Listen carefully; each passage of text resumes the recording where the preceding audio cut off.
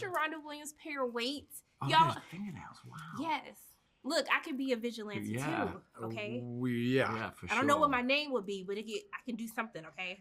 Yeah, maybe Wolverine. Okay. I'm just saying, we're gonna put it out into the universe. Okay, Okay, manifesting great. now. One of the things that I really love about this series is really this back and forth that we get with both of your characters. You know, especially with your character, some moments I'm like, okay, like my baby can change. He can do better. He can want to be a better person. And then sometimes I'd be like, I don't think he gonna change, y'all. I just think this is what it's gonna be.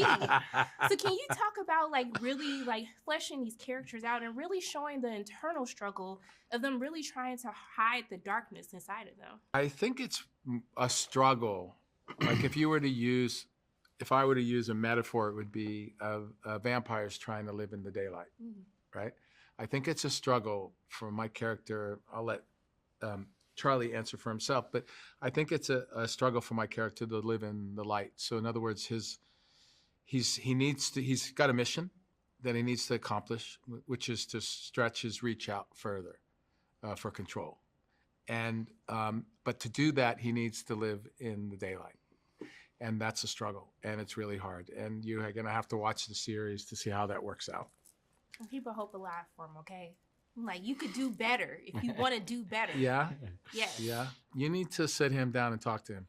Okay, we're gonna have a conversation. We're gonna work this out. I think you should bring your mother as well. I'm gonna bring now. She's gonna get everybody together, okay? How about you? You know, I think this is one of the great human questions. You know, I think everyone's looking for I think most people are looking for opportunities to better themselves, to change where they can, to stop making the same mistakes, and hopefully alleviate some suffering that they may be causing themselves. Matt Murdock is a really good example of that. You know, he lives in extremes, and what makes him such a fun, interesting character to play is that he's always, he's always challenging and debating, struggling with what version of himself is more authentic, is more valuable, is more helpful, is of more service to a community. And he goes back and forth with that. In this new show, he makes a decision early on, almost a decision is made for him, that he needs to reject one side. And that doesn't last long. You know, it's interesting watching this when it first started. I was like, I can't believe it's been like almost 10 years since like we were introduced to these characters. But I want to know for the both of you, like going back on set again, like what was that one thing that you didn't realize you missed until you got back on set about working with each other? Oh, great question.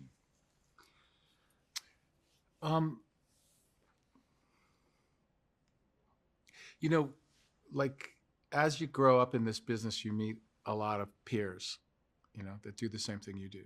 And you, more than not, you find people that are as committed as you are to what they do for a living. And it's always been very impressive for me. Like these days, I'm very, very much impressed with the young people that are acting now. Like some of them are just extraordinary. I don't know how they're doing it, but they're amazing. And I don't question it. It's just amazing. Some of them are pulling off incredible performances at their age in their 20s. I just can't believe. Like my generation would be behind them mostly in that age group. But you know, you look forward to working with people that you've worked with before that you know are going to hit the ball back as hard as you hit it to them, or as softly as you hit it to them, or if you hit them a softball, they're going to hit you a hard ball back. You know, Charlie's one of those actors that is very prepared. He's got incredible set etiquette, and you know, I've learned a bit from him when it comes to that. It's true, and you know, you look forward to it. You really do. And then when it happens, you're like, this is exactly what I've been yearning for. You know, when we did that scene in the diner, we both really wanted to do that scene, you know, and we both knew what we had to accomplish in the scene, which I guess is more important. We knew what we had to accomplish. And, you know, first of all, I knew I knew, I don't mean to go on so long. Please, I love it. I'm so engaged. I knew going in, because of all the conversations that Charlie and I had about that scene, and we had notes on it that we took to the writer Daredevil. So we all, the writer Dario, the writer Daredevil, we took our notes to the writer Dario and the two directors, Justin and Aaron, that were doing that episode. Yeah. And we gave them our notes. We worked through them. We had a long session, right, that day on this scene. And we flushed it out with Dario and came up with even cooler stuff than he had already written. And then comes the day when you have to actually perform it. And I remember sitting there, and we did a wide shot first. And I'm like, after his first line, you know, I'm doing all my stuff and all my silly actor stuff. And you know, I just knew after the first line, the scene was going to be okay. Because I'm here with Charlie. It's going to be okay no matter what we do, no matter how bad we screw up, no matter what happens take by take by take. In the end, it's going to be great. Just by the way he delivered his first line. I love that. I mean, do you even follow that up? No, I mean, the only thing I have to add is, like, you know, I'm like 10 years I've been working with a world-class actor, you know. Oh, that's sweet. And I've learned an unbelievable amount from him. So for me, getting back on set and asking myself, what have I missed? It's like I've missed these gym sessions, you know, with one of the best in the business. I just want to thank you both so much for taking time out of your day to speak with me. I really appreciate the both of you. Oh, and I'm course, sending nothing but love and light both your ways. I God hope you bless have a you. great day. I can feel it. Thank you And I'm very going to bring much. my mama next Yeah, time, and then we're yeah, going to do the yeah, therapy yeah. session. We're going to be fine. Very cool. Very cool. Thank you so Thank much. you, dear. That's fun. How are we doing today? Good. I'm so happy about this series. Oh, are you? It was like, I was watching the first episode. I was like, they were going so hard. It just made my heart smile. Oh, no. All the violence. I was like, thank you. I feel seen. I'm not a violent person, but I needed it for this, okay? Yeah. But I want you to talk about, Yeah. I really love that you guys took the time to really make sure that this was right for fans, you know, that it was something that everyone could stand by. Yeah. And I want you to talk about that process of, you know, making us wait a little bit. Right. Well, you know, time has passed for these guys. You know, they've had a life between seasons, you know, and you kind of, the show meets them where they're at, and they have changed. And really quickly you realize, you know, one guy had this perfect life. It was torn away from him. The other guy is trying to create a world that you know, is something he, you know, unlike what he had before. And it puts them in conflict and on a collision course together. But I like this whole idea of both these characters trying to rewrite their legacy. Yeah. They're trying to fight against who they truly are inside. Yes. You know, if you had to come up with what you would want the legacy to be, you know, for Fisk or even for Matt, like what would that be for you? Well, you know, what they want is different than who they are. Matt wants to be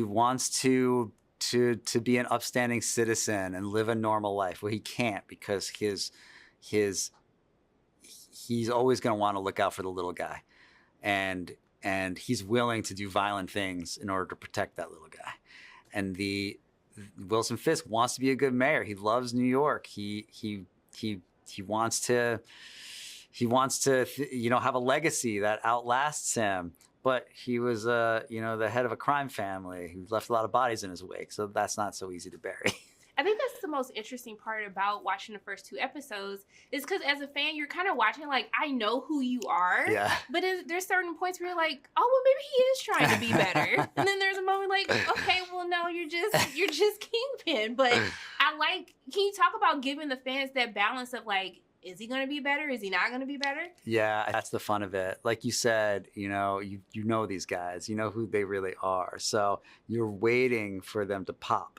And when they do, it's like, you know, when you tamp it down, that pressure comes to bear, and it causes a massive eruption when it happens. It's going to be some eruptions from these episodes. We can't spoil anything, but y'all made some choices. And I was like, okay, they going for it. You know, how do you feel like fans are going to react to some of these like big decisions that happen? You know, it led to many sleepless nights. It's nothing we took lightly, believe me. And we are, you know, we're following the comics is all I can say. You know, we're trying to honor the source material. You know, when you fall in love with a character, you know, part of you wants just everything to be okay with them and for them to ride off into the sunset and have a happy ending. But but it's their characters in conflict, their characters in crisis, and ultimately that's the story that needs to be told. I was like, I'm mad at y'all, but you had to do what you had to do, so I respect it. It's fine. But I do have a question about some other series. I want to know what's going on with OKOYE. Are we getting an OKOYE series? Like, what's going on? I love OKOYE. I think fans of OKOYE are going to be excited to see her come back. But I don't think it's going to be in a television show. I can't say where and when, but I think there's a lot to look forward to. But we're going to see my girl soon. We're going to see her. I think so. Sooner rather than later. I think so. I want to know, like, for fans getting this back, I really want to know the decision to make sure that you were going to portray violence, in this most brutal way possible. Yeah. What were the discussions like, kind of bringing that to fruition for this new series? Well, it's inherent to the character, and these are two men that trade in violence. Matt Murdock, that's his weapon, in order to protect people, he uses violence. For Wilson Fisk, it's to hold on to his power. So there was no version of a Daredevil story without violence, because that's the currency. I turned my head away. I had to look away for a moment, but look. Just wait. I heard it gets more intense. Thank you so much. I really enjoyed watching the first 2 episodes, and I appreciate you always taking time out of your day to speak with me. Anytime. Continuing to send love and light your way. Anytime. Thank you so much. I appreciate you. Thank you. Y'all, we had to talk about episode 1. You did not have to go that hard in that Yes, episode. we did. You could be watching something and I paused. I was like, damn, did I miss something? Like, why is the beef this high right now? But Yeah. like, y'all did that. Yeah. Seriously. We can't spoil anything. Yeah. But I want to know, like, how did you feel like when you were directing this episode and where you were able to see? I think you know what sequence I'm talking about. Yeah. Were you a fan of the Netflix show? Hell yeah. Okay, so then you know that show is well, first off, it's a masterpiece. But I would say the reason why we think it's a masterpiece is it's so human. It's so human for a superhero show. It's so nuanced. It deals with the consequences of violence, and it deals with violence coming from ego and pain and grief and all those things. And also we have a character, Matt Murdock / Daredevil, who is somewhat defined by his spirituality, especially relative to other comic book characters. So this whole opening was meant to bring back that spirit of humanity from those prior 3 seasons, but humanity through primarily grief. Yeah. And so, there's this thing that's going to happen that's going to upset a lot of people. And it upset us too. When we signed on to the job, the decision had already been made. And so we just figured, like, if this is a show about the humanity of grief and how that ripples out, is first, let's present it in a way that is, honoring the gravity of the act, but also on a storytelling level. And Dario, our showrunner, and Sana, our executive, also like helped us figure this out. Is let's make sure that this ripples out through the entire season. Let's change the characters on a fundamental level and have that be the reason why so many things happen. And we realized it actually just starts being really honest with the spirit of the original show, is that violent actions have real violent consequences. But I felt like in that scene, you feel the shift. Yeah. As soon as that moment happens, like, it's almost like something just goes off and you're just like, everything is completely different now. Yeah. Like, there are real stakes that are happening in the series.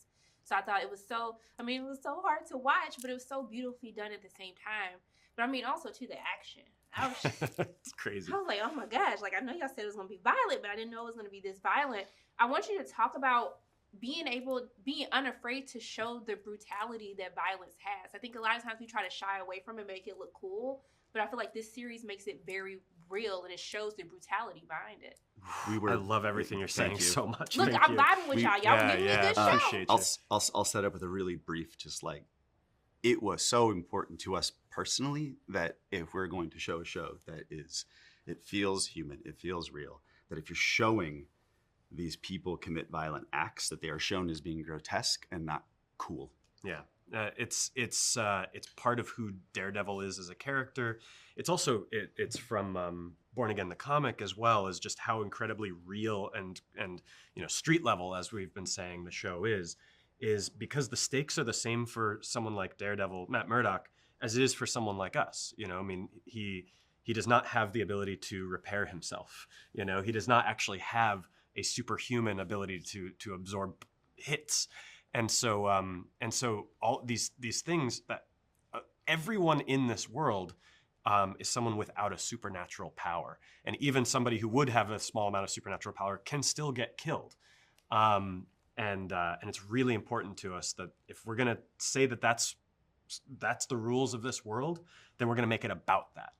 I love that. I mean, they hyped up the last 2 episodes. I know I haven't seen them yet. Can you give me a little taste of what I'm in store for? Okay. Go ahead. Okay. One thing is that I mean, again, we philosophically, our approach to the violence in this show is to show it as a manifestation of ugly things inside people, or pain, or these things. That's where the violence comes from. Now, that said, as filmmakers, doing a particular sequence in the final stretch of these episodes, there is a practical effects.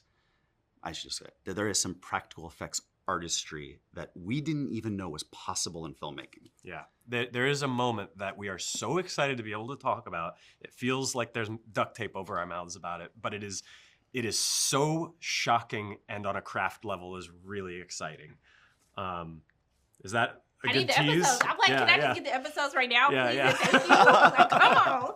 Yeah. Look, I just want to thank you both so much. Thank you, like, your answers. I can truly tell all of the effort and care, even just in that one sequence of making it feel real. I enjoy watching it. And I just want to thank you so much for taking time out of your day to speak with me. And I'm sending nothing but love and light both your ways. I hope you have a thank good you. day. Thank you for so taking much. time to come all this way. Thank That you. was Of wonderful. course. Y'all, I'm so excited that we're back. I needed this in my life. We got started off with a bang. Had a heart attack at the beginning, but it was worth it, all right? Okay.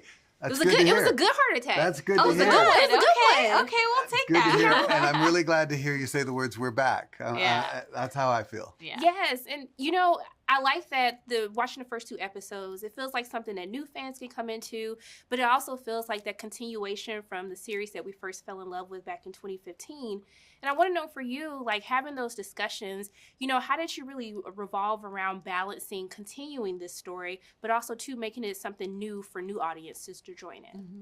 One of the things when we first started talking, the idea was these characters that we loved in the earlier show, they've grown up. It's been 7 or 8 years. So we've kind of moved them along a timeline.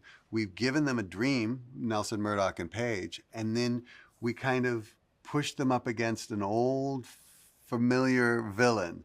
And so I think it's a matter of they're a little older, they should be a little wiser, maybe they are, maybe they're not, and they're in a situation, again, that here is this man who's gobbling up everything around them, and how do they deal with it?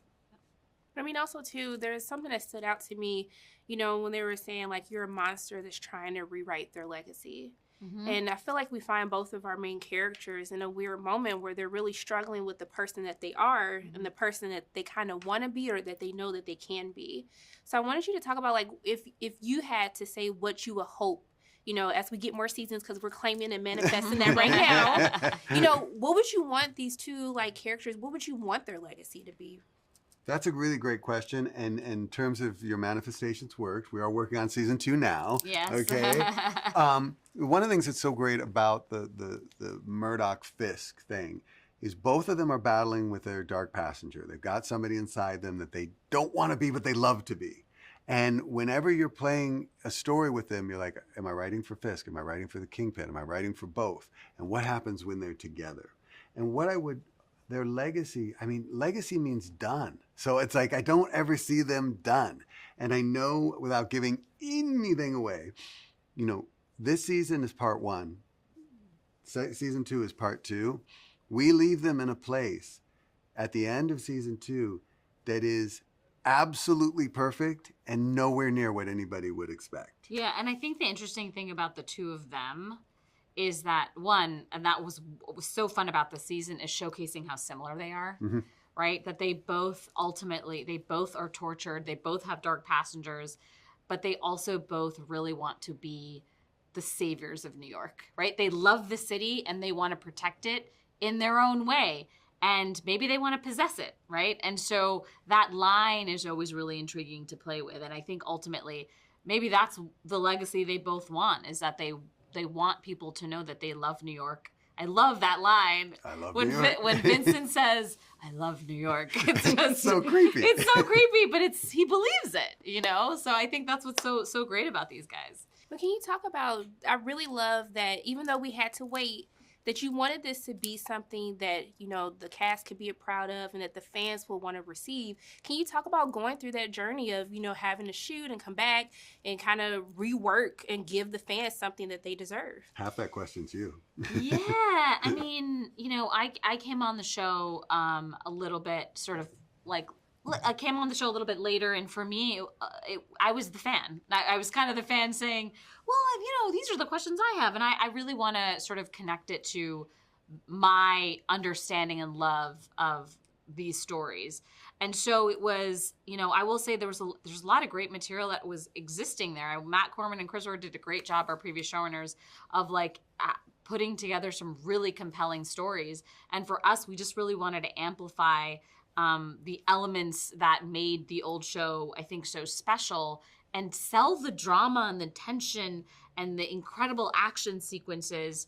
And so when we brought Dario on board, it really was with that challenge and mission of saying, like, how do we integrate that? How do we make sure that we're going to give the fans what we want, but also continue that drama? You know, we all love a little good soapy drama, you know. And when I got the call, they'd sent me a bunch of the material that they had, and they sent me like their thoughts. And it was one of those kind of like effortless meetings. I walked in and I'm like, don't you guys think that this is what the show wants to be? And they were all like, this is what the show wants to be. And I was like, okay, well, it's pretty not easy. None of this has been easy, but there's a path to getting there. And I think it's the same thing when you watch it, or any super fan or any fan watches it. It's like, you know when the show's in its sweet spot. And we just tried to find, and we're doing it now, and we did it then, you always try to find that sweet spot. If it's the two of them sitting across from each other in a table, or it's somebody skyrocketing off of a roof to crash through a window, we know when the show feels right. And the fans know when the show feels right. And we were just constantly trying to build that. It's an old feeling, but it's brand new. Mm-hmm. Look, I just want to thank the both of you. I really enjoyed the first 2 episodes. I can't wait to watch what's left of it. But just thank you so much for giving us the action and the story that we deserve. And I'm just sending nothing but love and light both your ways. I hope you have an amazing day. Oh, man. Thank you so If you liked the first 2, you'll love the last 2. Okay, don't get me hyped.